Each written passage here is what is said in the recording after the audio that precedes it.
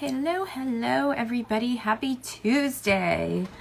It is Tuesday the 23rd. We are almost done with this whole month. And I'm really saying that more for me than anyone else, so I remember where I'm at. So, today we have Nicole from Co-Creating Today is on. And coming on, I saw her just pop on, so I'm really excited about that. And we are going to have a lot of fun. So, hey PM. So yeah, so I'm going to see, actually, nope. I want to see, I know I shared this at one point, and I'm trying to remember how I did it. All of a sudden, share a viewer or a video with viewers. What? All right, so I just got like all these different like things over here and I can't even handle it. Yes, I know. I'm so excited. My printer is like spazzing out behind me, so if you hear weird clicky noises, I'm not sure what's happening there. Hello. Hey. How are you? I'm well. How about you? I'm doing pretty good, hanging in there. So like we all are. Yes. Just trying to get through. My last couple of weeks have been like a little bit like crazy, so we've had sickness among us. So I'm just like trying to like get back on track, and it's like so crazy when you're just thrown off for a few days, how it like really just like everything just I know. It throws you off your routine, everything. Oh yeah. Everything. It's crazy. So hello and welcome. Hello everybody. Thank you for having joining me us today. Let me formally introduce you and then we'll get into it. Everybody, this is Nicole. She's the owner of Co-Creating Today. She's an astrologer, an athlete, which I just didn't even know that. So I'm super excited to talk to you about that. Former athlete. Yes. I think it's always, though, that mindset is always there. I live in a house full of boys, and they are all avid soccer players and all of that. And my son got injured, so he can't play anymore. But he's still, like, that's a mindset. That doesn't go away. No, it just transmutes into another area of life. Yes, exactly. And I also I love that you helped develop some nonprofit organizations for youths at risk. And that's really awesome. So I want to talk about that a little bit today too. And also you are a teacher's assistant for Dr. Stormie Grace, which I love her energy. She's got such great energy. Yeah, like I've been actually following her for like ever. And then also you're a regular contributor here to the Cartomancer. And we're excited. Excited about that. Yes, I got to peek at your December article. I'm excited for it. So anybody, if you have not gotten your subscription yet or your issue, go ahead and get that today. After we're done here, the link is in the bio. So you definitely want to get that. Nicole gives us the deets on what's going on up in the sky. And then also she is the creator of the Astrology Fundamentals deck, which I have right here. So we will be chatting about that as well. Yay! So much fun. I have like recommended this deck to so many people already because I know a lot of people that are like learning astrology, and I'm like, just get this. It makes it so much easier. And it makes it into bite-sized pieces, right? And it's the visual. Yeah. You know, and it really does help. It really helps a lot. And then I feel like the more you use it, then it's just like then it sticks better. So I really love that. So let's start at the beginning, like I always do. How did you get into astrology? How did all of these planets and stars find you? Well, what I did not know back then that I now know was the eclipses. The eclipses just really threw me into it. Yeah, it was 2017. I'm a Leo ascendant and I'm a Leo sun at both ends of the spectrums. And the eclipse was in 2017. I got wrongfully dismissed from my work.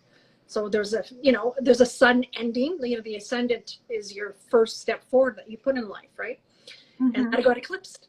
So, and then yeah, and then I was, you know, just trying to wonder exactly what was going on, the direction that that I was going to in my life. And just to finish that subject, I got properly compensated for that wrongful dismissal. But that being said, yeah. So that, but it wasn't without a struggle.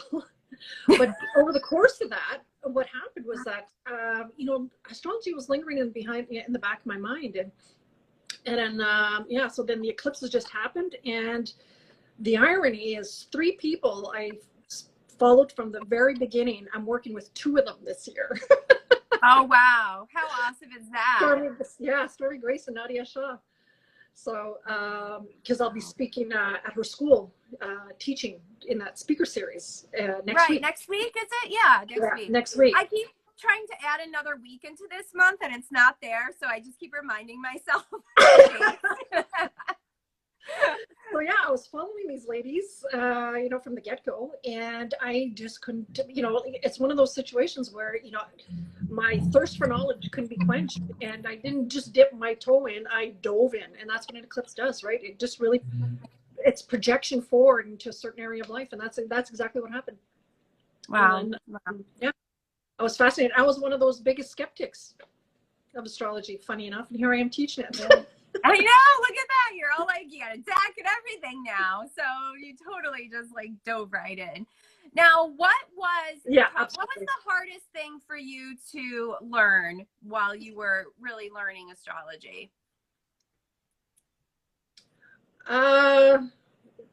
It would be the chain of dispositorships that we call in astrology. Like the beginnings, you know, like there's a lot of information out there to understand the basics.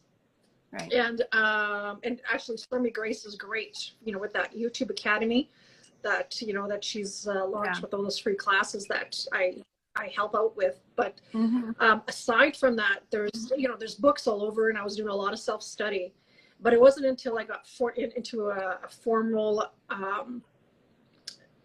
education setting with Dr. Glenn Perry, then that's when, you know, the really tough, you know, academic type work came into it. And when we got to the section of, you know, the dispositorship, there's a storyline in our birth chart, and one planet rules another based on the sign. And just to give a quick example is that the beginning of my chain is I have Neptune in Sagittarius. So what rules Sagittarius? Jupiter in Sag. So then what happens is that whatever Neptune does in my 4th house, you know, it's like the relay race, passes off the baton to Jupiter. So then Jupiter then decides. So there's like a series of chains of command. Wow. In order for something to manifest. Yeah. So that was the most challenging thing to wrap my head around when I first was in education. So learning it and stuff. Now what would you use that for in your chart? If you were looking at somebody's chart and you started looking into that, like what could they use it for in their life? Well, the thing is that like my Neptune in Sagittarius 4th house is different from your Neptune. Like your Neptune's in a different place. Yeah, Neptune's, you know, and the thing is, what happens is that it all starts with a transcendent idea for me. So then when something gets triggered, what happens is that it's not just isolated there. The chart's a living, breathing thing. The sun is the heartbeat that's pulsating, that's your grow over into a lifetime. So even though we're looking at a 2-dimensional chart, it's quantum. It's very much alive and active. So whenever, you know, planets activate these areas, it's not just Neptune creating an illusion or creating psychic phenomena and stuff, because Jupiter also, you know, whatever that's activated there gets passed to Jupiter, and then Jupiter, you know, ponders, and then it'll you know, decide from wherever that is at in the area of your chart. Then what happens is that there's an unfolding storyline that it happens as you figure out that whole chain and learn that. I'm actually teaching that to one of the Cartomancers because she's taking a class and she's having a hard time understanding that concept. So she reached out to me to help her grasp that concept. So just actually 3 days ago, we went through that. Oh, wow. Oh, that's awesome. It is a challenging concept to understand. So it's funny that you're asking about that. And one of the team members just contacted me about it. Yeah, we Because it tend is a to challenge have a to hive mind, so it makes complete sense to me that happened. Yeah. I love it. I love it. I love it. So, when people are first starting in astrology and they print out their birth chart and they're looking at it, like, what advice do you have to them? Like, what is the first things that they should peek at and really pay attention to and learn before they really start diving into it a little bit more?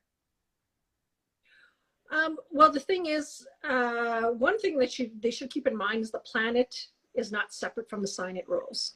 They behave together, and that planet is always behaving in function of the planet rules, no matter where it's at in your chart. So even if you have a Mars in Libra, well, it rules Aries. So you have to look at where Aries is at in your chart. And so that planet will behave in that area based on where Aries is at in your chart. Example. Yeah. Like where's your sun, Jen? Libra, in the 10th house. In the 10th house, sun in Libra. So do you know where your Leo is? My Leo, I actually printed out my thing just in case you asked me questions. I was ready. I was ready for you, Nicole. I know you. I was ready. So my Leo is in, let's see, my Leo is in my 9th house. Well, you're acting out your Leo right now. So what happens is that, this is the chart manifesting in action at this very moment. Your chart's manifesting in this very moment in action. So what is the 9th house? The 9th house is broadcasting, publication, advertising, all these kinds of things. So your sun in Libra, your sense of identity by establishing relationships. So that sun is behaving, but it comes from your 9th house Libra. So how will it behave in Libra? Well, you got that 9th house Leo coming into Libra in your 10th house of public reputation. So it's behaving in a fashion in the 10th house in the areas of publications, advertising, promoting. And how is it doing it? In the area of establishing relationships with people at large, the public, or one-on-one relationships like this by doing interviews. Right. Yeah. No, I mean, I really think it's so important for people too to realize that. I was talking to someone and they were talking just about like, oh, well, this is my sun sign, this is my rising sign and my moon sign. And, but I don't relate to this and I don't relate to that. And it's just trying to explain that, like, you actually have every sign in your chart. Like, you really are every sign. It's just a different spot. I'm so happy you said that, Jen, because one of my kids' books that's in the works is called I Am the Zodiac. And the concept of that, the concept of that book is to let children know as they grow into astrology, you are every sign, you are every planet, you have it somewhere in your chart. It's behaving in that function based on your natal chart. Oh, I love that. And I think, just even that's so important too. It's like, why don't we teach kids this stuff?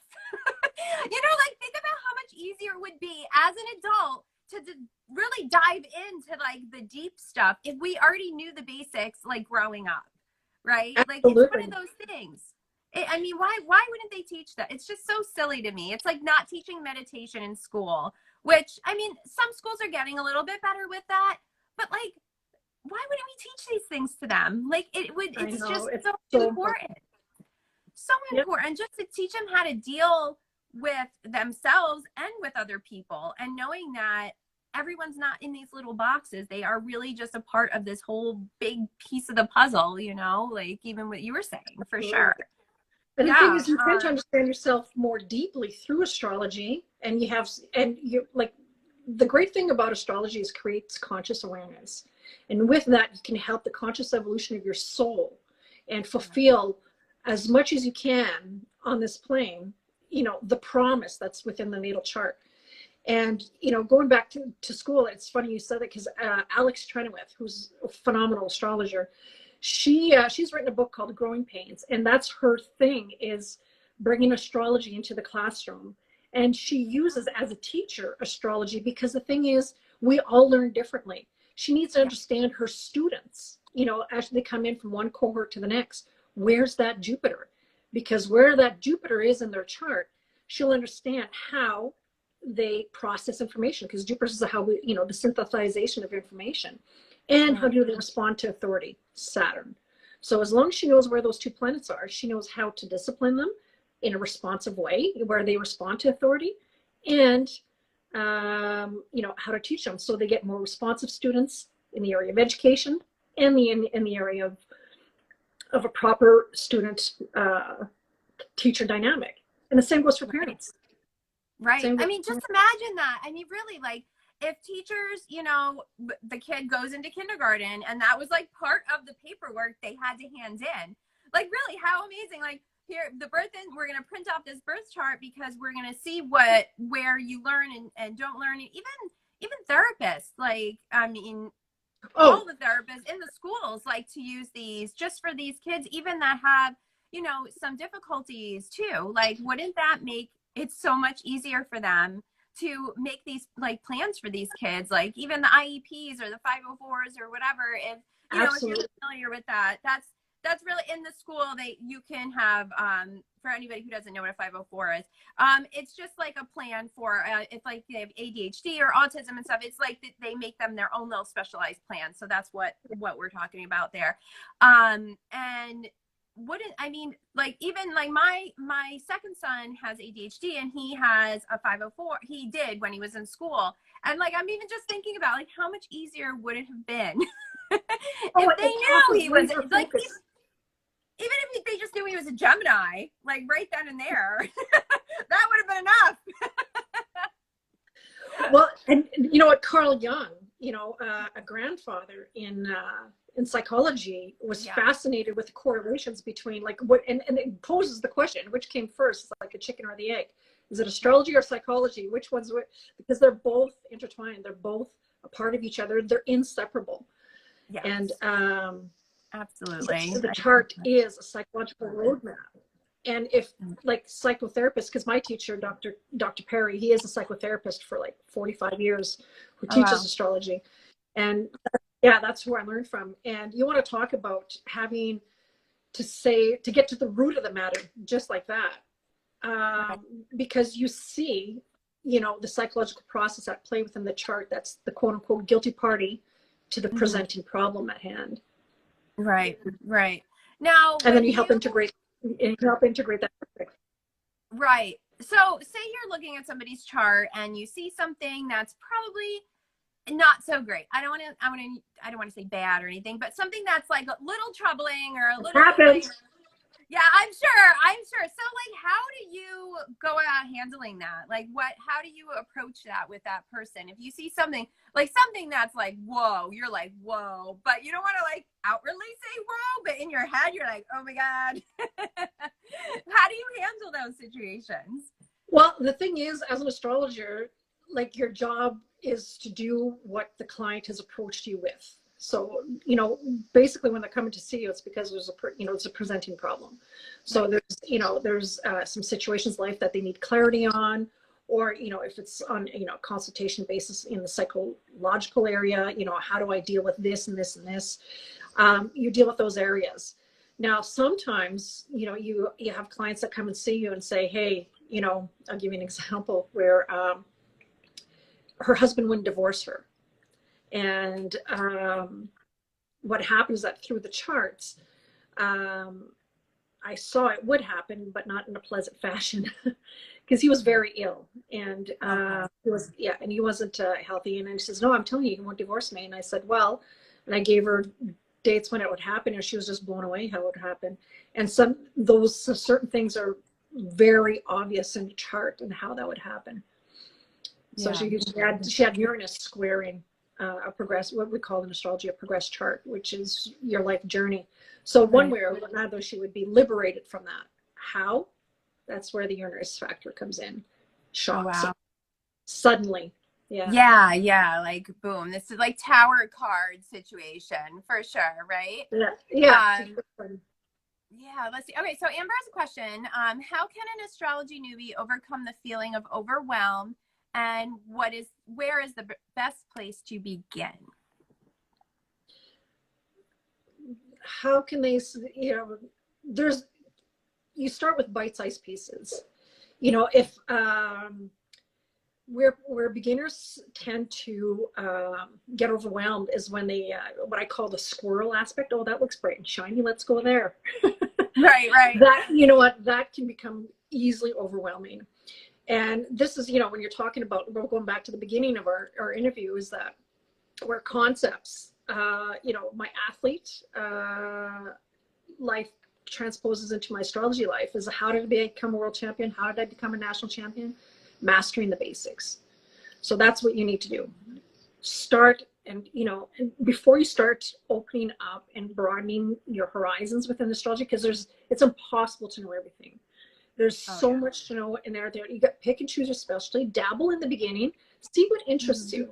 Is it the psychological aspect, like it is for me? Is it predictive astrology? Is it ancient astrology, esoteric, medical astrology, all these things? So dabble, see what feeds your curiosity, and what are you naturally gravitating to each and every time. Once you find that, you know, that area, then start focusing on the planets and signs. Start there, because you need to understand those dynamics. And if you don't have that solid foundation, and you're just trying to speed your learning to try to quote unquote catch up, which I see this a lot happening. Try to, you know, catch up in learning. Just create that solid foundation. Create that solid foundation, and then add the houses, and then start, you know, with the dynamics of, you know, knowing how they function within houses, and just doing that. You're just keep building on it. Yeah, you're ahead of the crowd. Yeah. Right. Yeah, I mean, I think that's so important too, because even when I teach tarot and stuff like that, I'm always just like, learn the basics first. There's time. You have time, because you know, absolutely. I mean, we're just a bunch of, you know, like you said, we're just a bunch of little squirrels running around, and we want to do all the things and collect all the nuts and just be like so happy and have all the things. But it does take time. I love that analogy. It's so important, so important to learn the basics. And sometimes learning the basics is boring, right? Like, it's not fun. But like, you know, like you said, once you start diving into it, you have to know how they work together. You have to know what this house represents. Just so many ways and multitude of ways that, you know, this goes alone can manifest. It's mind-blowing. And yeah, and that's the thing, is that, you know, we're living in a day and age where knowledge is just at our fingertips, but too much knowledge can be a bad thing. So, you know, and just know where you're getting your source of information from, you know, from credible, you know, astrologers, because, you know, there's a lot of weeds in the internet. And from there. So much. Yeah, I mean, it's been just like the, you know, there's so many different programs out there too. And that alone can be overwhelming, because everybody's always promising all these different things. But like you said, if they aren't teaching you the basics straight off the bat, then there's no point in even doing it, because you're not going to get it, right? Exactly. Like, it's just gonna be confusing. Let's see, we have some questions. So Safira wants to know, how can a person not get stuck with the less let me see. All right, let me rephrase that. Yes. How can a person not get stuck focusing on the less pleasing aspects of their sign? So I'm, you know, did that make sense? Like, I think she's saying that, like, you know how people like to generalize the signs too? Like, I mean, memes are great. I mean, the memes always. And I always have a Virgo that gets really mad at me every time I post one of those. But yes, how can you, you know, not focus on that part of it? Well, the thing is, like, talking about Virgo, I have Venus in Virgo. So Venus and Virgo tends to have a bad rap. And so when it comes to focusing on a continuum, because they can manifest in a continuum, and this is where awareness is key, is that, yes, you know, like, it has this reputation of being very critical, and where in the areas of Venus relationship. So it can have that, you know, pick apart things in a relationship. It can, you know, have that, you know, that reputation of doing so. But what do I love to do? I love to be of service. Virgo's the sign of service. So yes, I could have been in that area, when I was younger, and try to overanalyze really. Yeah, come to think of it, back then. I'm Venus and Virgo too, by the way. There's just all these things, right? So, and that's where it can manifest over time, and you can work with that energy. And like, for example, Scorpio energy, it has that reputation of being dark and sinister and secrets and stuff like that, but it's also very healing. It's very transformative. It's very empowering, because when you look at Scorpio, the beauty behind Scorpio is that it takes the caterpillar to make it into the butterfly. Yes, there's a dark period, but that's the beauty of the alchemical process that's involved with Pluto. You embrace the shadow. Here comes the butterfly, and your wings are there.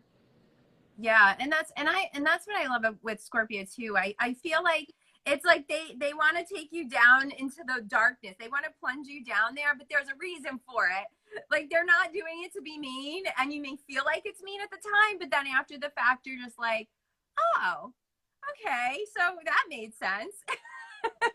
Well, just a little clarification, and this is where the misconception of Pluto comes in, as ruler of Scorpio comes in, is that when you're saying taking it to the plunge, taking you down to the depths.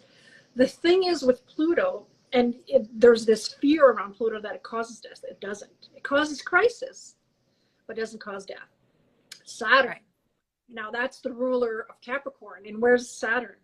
It's the dead of winter. Everything's dead. It's so inhibiting. So as a result of Saturn's restrictions and inhibitions and suppression and all these things, you could have your Pluto triggered, for example, or whatever's happening in Scorpio, for example. But you're already dead when you meet Pluto in the underworld. Pluto, in mythology, guides you through the darkness. Right. Yeah. No, that's definitely so good. Let's see here if there were any in. Let's see. Saphira asked, and what other energies can they trap into? Can you just clarify that a little bit? So Amber wants to know, please explain conjunction and stelliums for beginners, and how does a stellium influence our chart? Okay, so when we have one planet in one area, it's like when you hear on the radio, you hear Beyonce sing, you know it's Beyonce. Yeah, like you know without a doubt. But if you have a conjunction, you have two planets together. One cannot work without the other. So then you have Beyonce and Jay-Z together. You hear each one working together. And, there's a harmony, there's a song. And if one gets the planet gets triggered, the other one works together. They're inseparable. They're joined at the hip.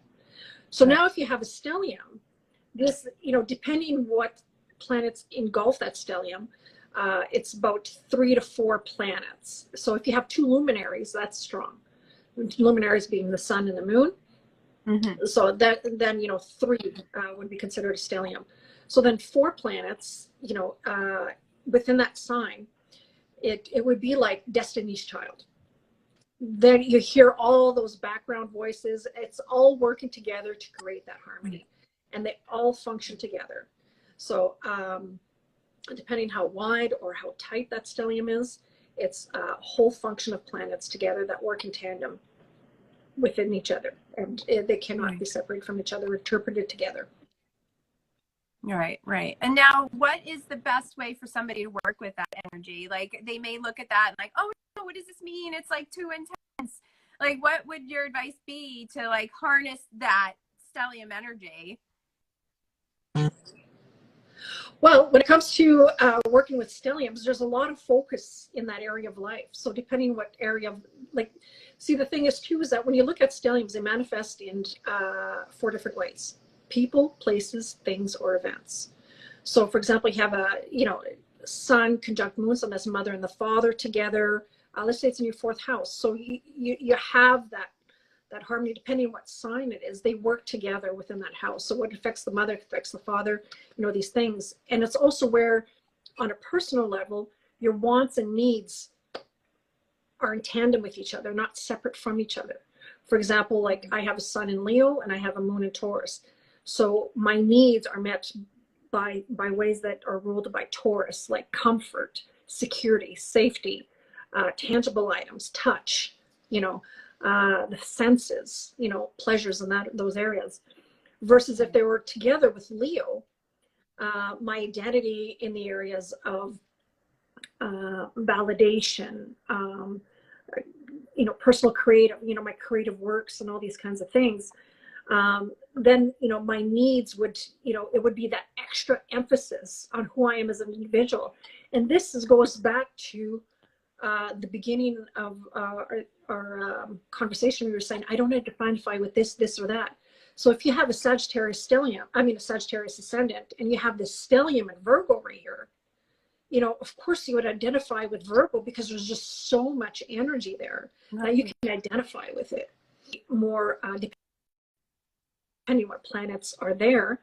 You would identify more with, being, for example, the autonomous, analyzing things, being efficient in certain areas of life, but it would encompass all these things. So the ability to relate within a sun, moon, Pluto, Uranus, sun events, depending what's part of that stellium, all these archetypes of those planets would become at play, but there would be that heavy emphasis within a certain area of life. And that area of life is always present in your, constantly shows up in your everyday life because there's so much emphasis there.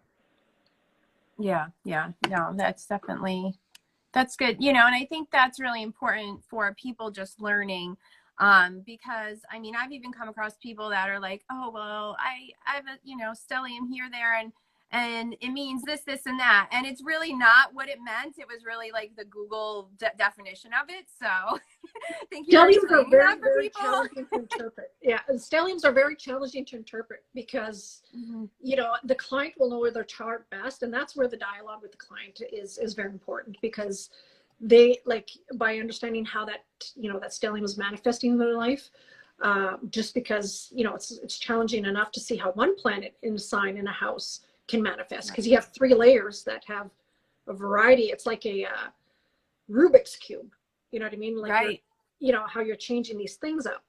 That's exactly how that 3 series combination, add more planets coming from different areas of the chart within that area. Stelliums are very challenging to interpret. Any astrologer will tell you that. Yeah.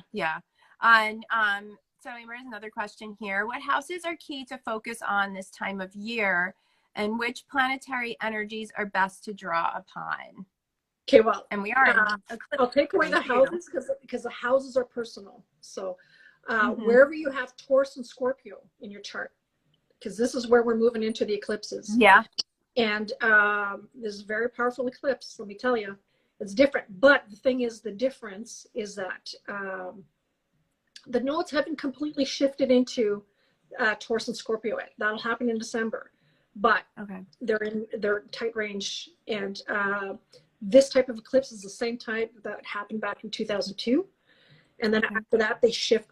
So next spring, and for the next 18 months, we're going to have full-on Taurus Scorpio. Now, what makes this different is that the ruler of these eclipses, so we have the North Node in Taurus, and we have the South Node in Scorpio, is Venus. Once they fully shift, in Venus is Venus and Pluto. And what makes this especially important is because this coming Venus retrograde, it'll station direct on Pluto. So that's going to be some intense energy. After the last square of Uranus and Saturn. And Uranus is up in Taurus. So it's going to be a intense Christmas. The gods love us. So focus on Taurus and Scorpio. But the beautiful thing about the Pluto energy is that it's trine, which is the most harmonious aspect in the in astrology. But having said that, tap into that energy, because what I like in the trine too is the lazy athlete, the one that's naturally gifted, that doesn't have to do much and things come. But imagine if that natural athlete harnessed all that energy and potential within him. You're making records. Yeah. So that's what the trine is about. Yes, there's some free-flowing energy in there. Tap into that, utilize that energy. There's powerful transformation to be had. Where's that Capricorn in your chart? That eclipse will add that element of where Pluto's at over the course of December. Oh, all right. Yeah. So lots of business going on. I know. Oh you yeah, know, and I know it's very active. yeah, I know too. I've just seen some posts of different astrologers too, just really like I guess diving into the doom and gloom aspect of all of that. So, you know, I love that you're like, well, how are you going to harness this energy? How are you going to use this energy for you and to dive into stuff instead of like, oh, watch out, you know? Now, what's your advice when you go through and like people are scrolling through all the things and they see all this doom and gloom astrology? Because there are people that love it and they focus on that and they make it their whole thing. So They get attention, right? yeah, and it's, you know, and it scares the crap out of people because, you know, we're talking eclipses and trines and, you know, and they're like, what is happening? You know, like we're just gonna all blow up or something. So what advice would you have for people that, you know, aren't super familiar when they see this doom and gloom astrology? Where can they go to kind of, you know, decode it in a way that isn't so scary? Astrology. There you go. See, you picked up what I put down, Nicole. Thank you. So where can they find your predictions and all of the information that you have for the upcoming months? Where's the best place to find that information? The Cartomancer Magazine articles. There you go. That works. Well, and you're doing a lot on your YouTube now, right? Yeah, I'm on my YouTube right now. The thing is, just because I have so many things on the go right now, what I'm just doing is bringing real life examples to teach, you know, the masses about astrology instead of getting into, because there's a lot on YouTube already about, okay, these are the houses, these are this and that. That'll come in on my channel eventually. But what I do is I use real life examples to see, hey, this is how this, you know, archetype manifests. For example, like my son going to, you know, his first day of school. Brand new chapter in life, that's Aries. My son going to martial arts, that's an Aries archetype. So I put those, you know, those series of videos within, you know, those, you know, appropriate folders. And yeah, that's, you know, that's the thing, is, you know, showing how these archetypes can manifest in real life, because I think a lot of that is lacking, keeping it simple. Yes. You know, because there is, you know, relatively large audience out there that, you know, doesn't understand, you know, the whole archetypal manifestation of any given planet sign. So that's what I'm doing right now. Awesome. Writing for the Cartomancer Magazine, and obviously working with Dr. Stormie Grace, who's, you know, doing all these series of YouTube classes that are phenomenal. Year one is the beginner series. She asked me back for year two, and yeah, so year one, we're gonna be launching our fundraising for Kickstarter January 5th. And from there, we're aiming to keep year one online, because we're only allowed to keep it for the amount that's been funded. And so if you want to get your free phenomenal astrology education, Dr. Stormie's channel has that up for now. We're working on year two, which is intermediate knowledge. And yeah, so it's free, available to the public, you know, because everybody's, you know, financially struggling with, you know, all these COVID lockdowns and restrictions that have been, and so it does affect many people's wallets, right? So this was a way of, you know, the astrology community come together to offer, you know, these things. Yeah. So it's available. Yeah, it's available now, and hopefully we'll be able to fundraise enough to keep it on there. If not, year two is going to be there, a more intermediate level, but by all means, tap into that. It's great information. It's solid information. And yeah. No, I love that. So another thing that I've seen a lot of lately too is people talking about like their what do they call it? Like the North Star readings and like the North Star, you know, finding like your purpose and all of that. Now, I'm assuming, you know, I'm assuming they mean North Node, but have you seen that, and what, you know, what is the North Node? Why are people focusing on that? Why is that such a big thing lately? Because If you go back, Jen, 18.6 years. So if you go back to 2002, 2003, especially 2002, 2004, because that's when the eclipses were full on in Taurus and Scorpio. Right. Think back, and you'll notice that there was an exactitude of experience, similar, echoing. The flavor will be different because, you know, planets are in different areas. And I'll give you an example. 20 years ago, I was being interviewed a lot. I was being doing that. Why? Because I was an elite athlete. So I was, you know, at the height of my athletic career, you know, traveling all over. And this is where it's happening now again. So the North Node is in my 10th house. What's going on? Well, it's, you know, this is where all the gains, the North Node is one of the very few no-fail gains areas of your chart. And what the North and South Node is that the sun, and you have, you know, the ecliptic plane. So the apparent path of the sun around the earth and the moon's orbit, there's an intersection there. So these are imaginatory points that are called nodes. So that's where the orbit of the moon and the orbit of the sun intersect. So you've got the South Node and North Node. These are very, very, very common points. And so the North Node is one of the very few, like, no fails. That's where a lot of action is in your chart for a period of 2 years. And for me, like, been working for Dr. Stormie Grace, I'm teaching for Nadia Shadia, I'm being interviewed by you. So, you know what I mean? Like, these things are apparent. And if you look at where Taurus is in your chart, you'll notice there's that same theme that's going on in your life. So the people that are Taurus rising, Taurus sun, or conversely, Scorpio rising, Scorpio sun, they'll feel that energy strongly, for sure, because it affects personal charts.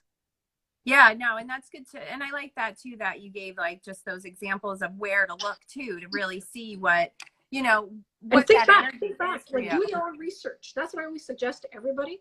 Do your own research, understand the cycles. When was, you can't go back Uranus because it's 84 years. But you know what I mean? Like, probably not. But you know what I mean? Like Mars. Yeah. You know, where Mars is where there's activity, right? Because Mars is stimulant, right? So it's 2 years around the zodiac. So you'll notice a 2-year pattern in every area of your life.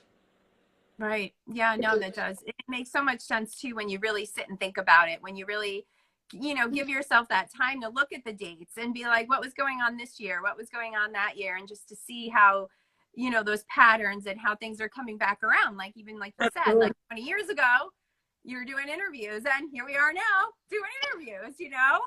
Absolutely. Right? It's super cool. Yeah. It is. So, because it's my public reputation, right? I'm very, right. The 10th house, the MC, is the most public area of your chart. It's where you're most seen. So having a North Node up there is, you'll be seen. There's gains up in that area. So right.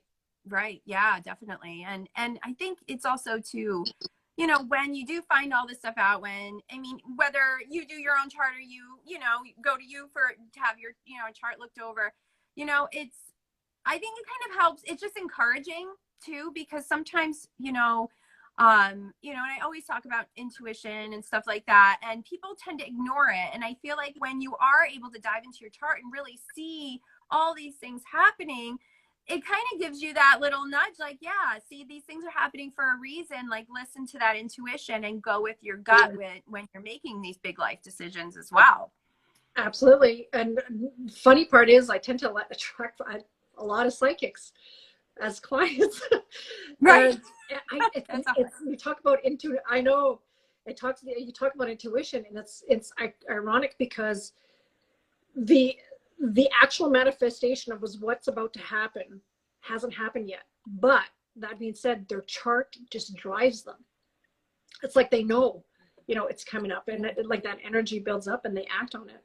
And they just really know right before it's about to happen. It's amazing to see. It really is. Yeah, no, it's definitely, it's super cool. And I think, you know, for people who maybe didn't think they were intuitive or think they were psychic, they get their chart read, and like you said, you're sitting here showing them, no, look, this is these energies happening, and they're like, whoa, wait a minute, that's exactly what I felt like or what I thought. So it's like almost like you're kind of just putting it in their lap, like, yeah, you do have this really, you know, strong intuitive ability, so you should probably step into it. Like you should Well, go the in. thing is, going back to what we were saying earlier, we all have the planets somewhere. We all have Neptune somewhere, the psychic planet. We all have Pisces somewhere, you know, and we all have the moon somewhere. We all have Pluto somewhere. So the water planets, the water signs are somewhere in your chart. And that's how we tap into that. Yeah. Yeah. And that's, you know, and that's even an interesting thing to look at what houses they land in too. Absolutely. Because, you know, where maybe those are, you know, that's where you're most intuitive. So if somebody's like their family and all of that, that's, you know, that makes sense. If that's somebody that is maybe, you know, has a ton of kids or adopts kids or is involved with kids, like, oh, all right, that's just very intuitive for them. And I think, you know, it's just like so much, there's so much stuff. It's so great. It's like, it really is. It's so much. But Sapphira wants to know what is the developmental age method and how can we utilize it? Well, the developmental age method is what I'll be teaching next week. And what it is, it's a system that was developed by Dr. Glenn Perry. And what he's come to notice as a psychotherapist by working with clients is that when you look at your chart and where they're at, every planet signifies a memorable experience in your life. And for example, what I have in my chart right now is, well, I have in my chart constantly is a T-square. So, but what I am right now is my Jupiter. So what happens is a T-square is that when one planet aspects another and directly 90 degrees is another planet right there. So I've already experienced my Uranus because that was in my 3rd house. So each house constitutes an age period. So between the age of 5 and 9, I had a Uranus experience. What was my Uranus experience? It was the first time I ever told a lie. I was punished for telling the truth. I was forced to stay into recess for a month and a half. So as a young child. Jeez, that's a long time. I grew up in a very religious school. Yeah. It was long. Okay. I was honest. You know what I mean? I was honest. So what happened is that Uranus was opposite Jupiter, the teacher. And after I had that conversation with the teacher, because we're at odds here, the principal would step in, where I have Saturn in Cancer. He was very nurturing. Cancer is very nurturing. Mm-hmm. So then eventually I had to tell the lie to be able to go outside. So now, coming full circle, as I entered into on this side, so what happens is that there are memorable experiences about to happen. So what's going on right now? Hopefully, the 9th house is the area of courtrooms. I'm entering legal procedures, and hopefully the truth will prevail. Jupiter's truth, right? So, and now because I moved forward and past, now don't forget I'm a Leo ascendant. My DC is Aquarius. The ruler of that is Uranus in my 3rd. So now I'm at odds with my ex-husband, and a decision will be ruled upon by a judge. Oh wow! So, yeah. Yeah. So what happens? And it's a family. You know, Cancer. So I'm on a Jupiter point right now. So I'm gonna have a memorable experience, recently published. So you know, that's the timing of it. You know what I mean? So like Jupiter, yeah. So 9th house publications, courtroom. Jupiter's also a lawyer. Yeah, and I've recently switched lawyers because I was ill-represented before. So this one was highly recommended. So yeah, and when you understand that, and if you want to know how it works in your own life, you have to go back because that same theme is going to be presented. And so it has to do with truth. It has to do with truth. And that Saturn, once I reach Saturn's point, it has to do with truth too.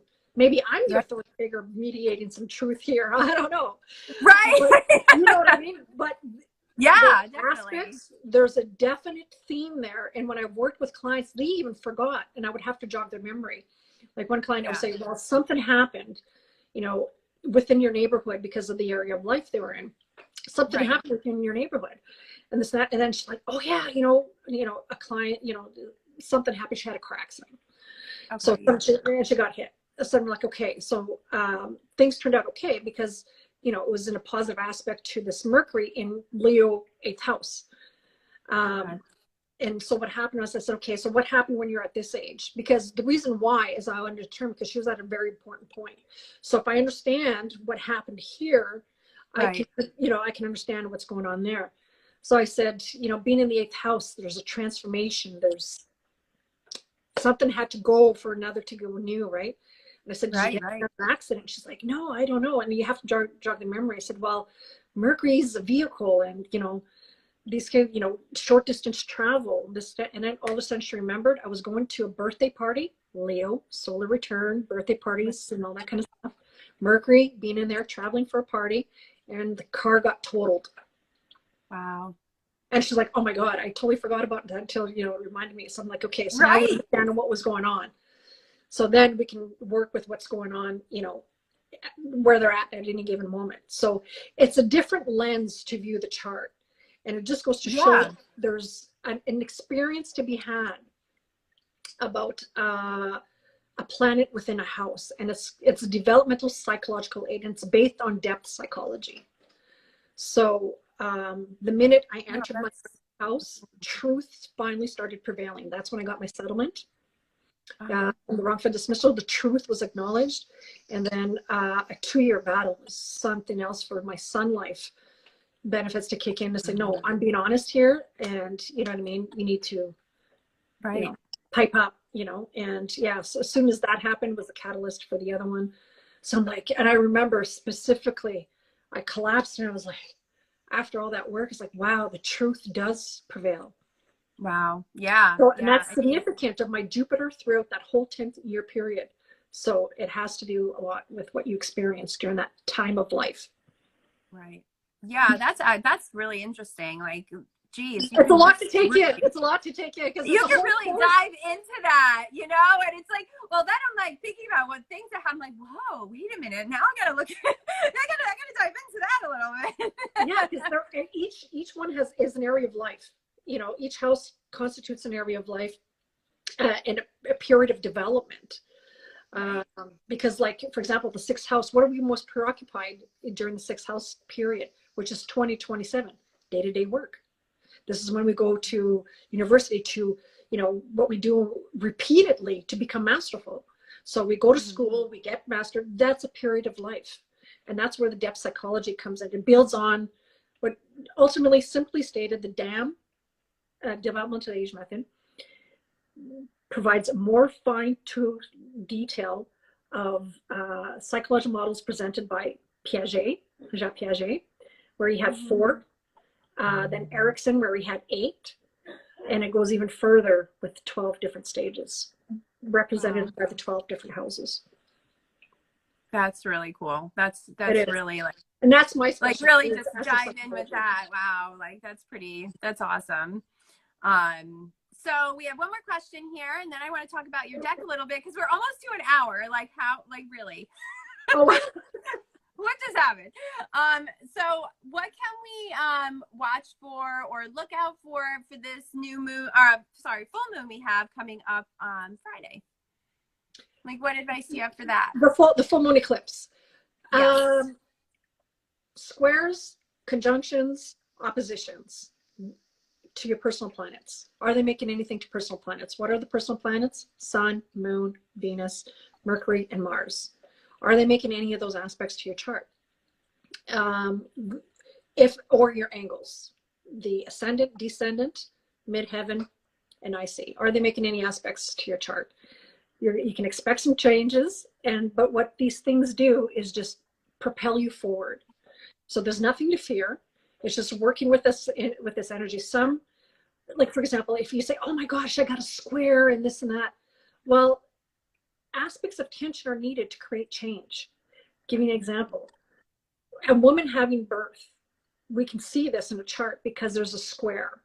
So there has to be that tension that we have, that laborious process to give birth. So, and then after there's that elation. So then you'll see those positive aspects coming about.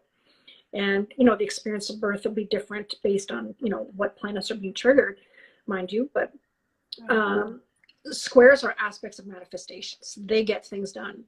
So, it's a beautiful support to Pluto. So there's powerful transformation, empowerment to be had with this eclipse.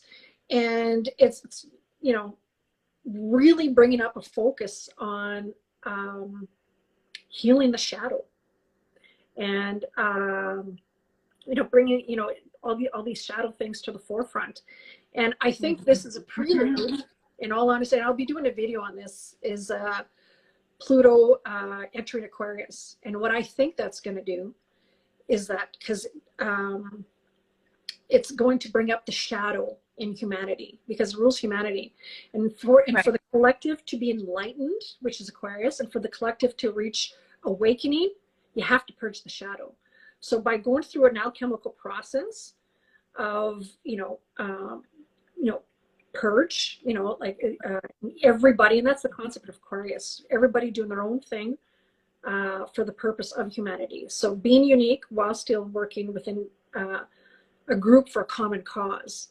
So the idea of, if you want to change the world, look inwards, that's what Pluto's going to do. It's really going to, and with Pluto, you have no choice. Right. It will put it in front of you. So It's happening. ultimately, it's going to bring hope to the people. That's what I firmly believe. Yeah, it's just like doing the inner work to help the outer work. Yeah, absolutely. Right? And you know what? Right now, what Pluto's doing is deconstruction governments, top-down structures. It's everything what Capricorn stands for, right? Traditions, right. Legacies. That's all being deconstructed right now. And that Venus and Pluto conjunction is really going to say, what do I love and value about all this? Right. It's really going to bring that intensity. And it's going to have you dive deep. Pluto, there's nothing superficial with Pluto. Right.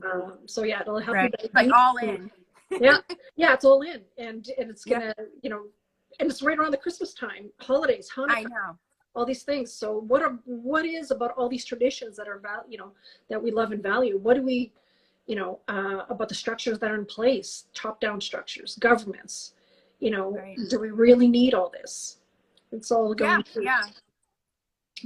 I mean, and I think it's just looking at it too and seeing what it means to you. Like, are you doing this because it actually means something? Or are you doing it because that's what the collective does and that's what we're just used to doing?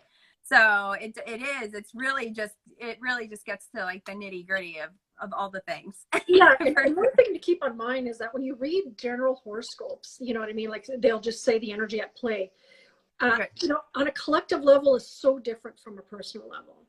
So, and, the mindset of astropsychology, which is my specialty, is that psyche mirrors content. So for example, like my Neptune is in tight trine to my sun Mercury. When I was younger, I had that victim mentality. Now I have more of a spiritual mentality. So, you know what I mean? So how does that manifest? Hence the reason why I tend to attract psychics, for example. It's because psyche mirrors content. And that's what Carl Jung preached too. So as above, so below, as within, so without. That's astrology through and through. So what's the collective psyche?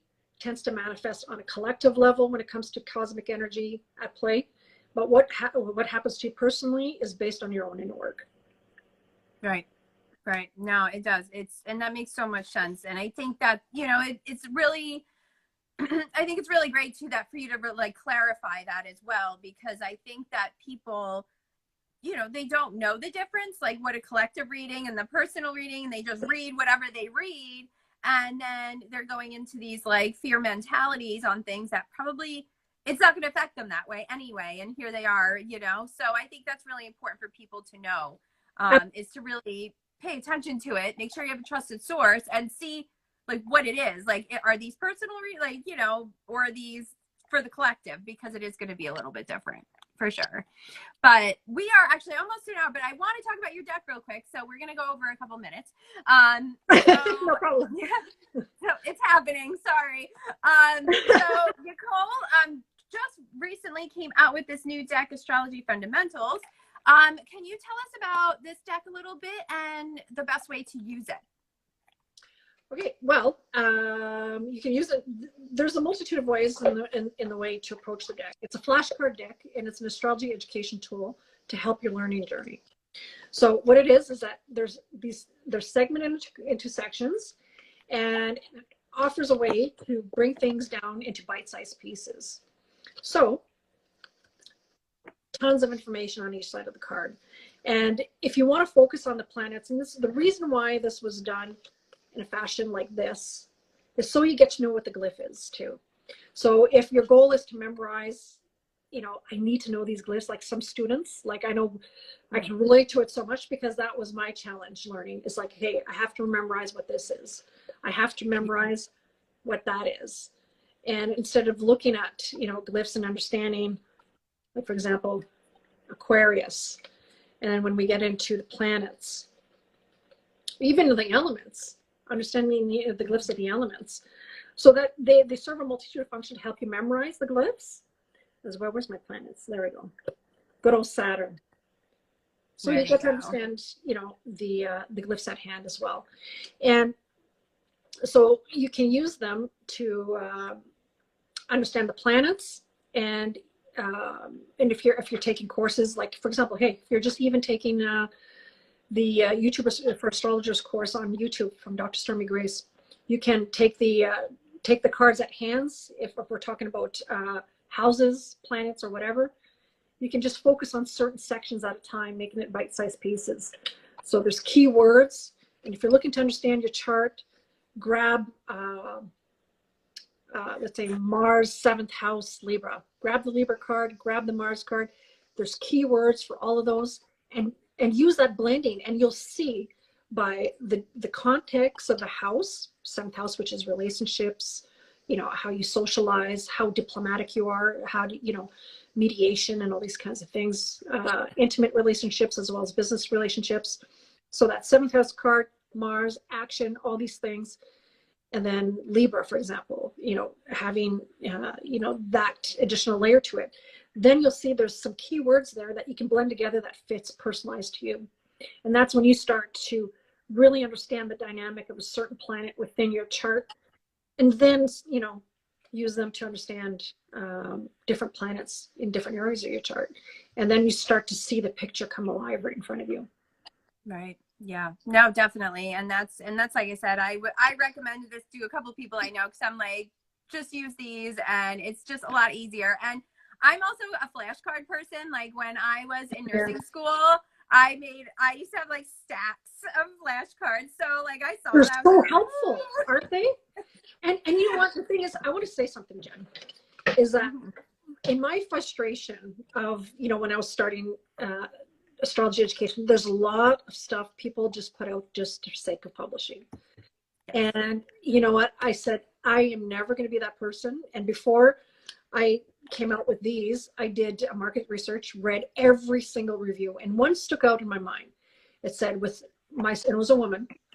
I said, I have as a single mother, been there, done that, and having very little funds available to spend on items of luxury, and was very disappointed by purchases she made because there was errors in there and the deck was flimsy.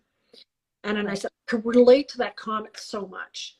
And so that's why when it came to there's like rich in information, and you really want to know, like, that's your blood, sweat, and tears that you're giving to me when you buy this, you know, and I want to make sure that you get a quality product, which is what I achieved.